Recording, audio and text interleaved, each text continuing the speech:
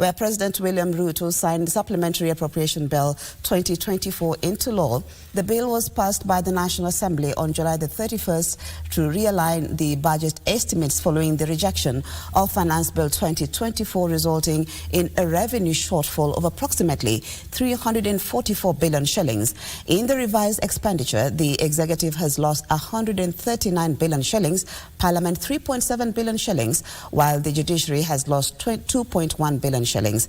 However, it is a relief for junior secondary school intern teachers, as a total sum of 18.7 billion shillings has been retained for their confirmation into permanent and pensionable employment terms. Following the rejection of the Finance Bill 2024, after a month-long anti-tax protest by the Gen Z, President William Ruto on Monday assented to the Supplementary Appropriations Bill 2024 that aims to revise government expenditure downwards.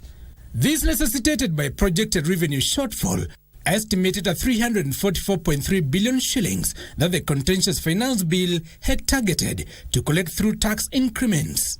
The biggest casualty is the executive that now loses 139.8 billion shillings drawn from the ministries. Parliament will see a 3.7 billion shillings reduction in its budget, while the Judiciary budget has been slashed by 2.1 billion shillings.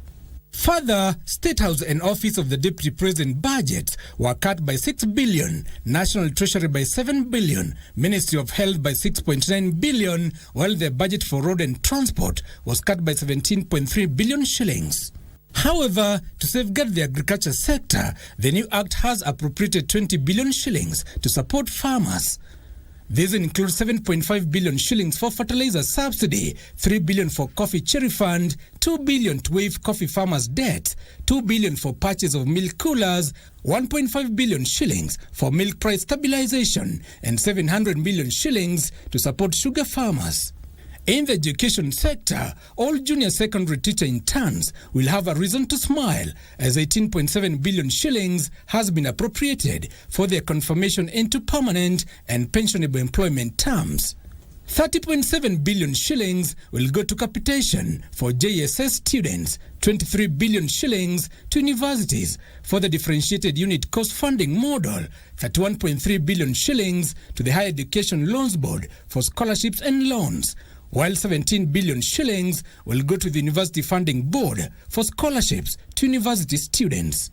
In the health sector, the medical internship program will receive 3.7 billion shillings, 4 billion for the primary healthcare fund, 4 billion for contracted UHC healthcare workers, and 4.5 billion shillings for community health volunteers allowances and equipment.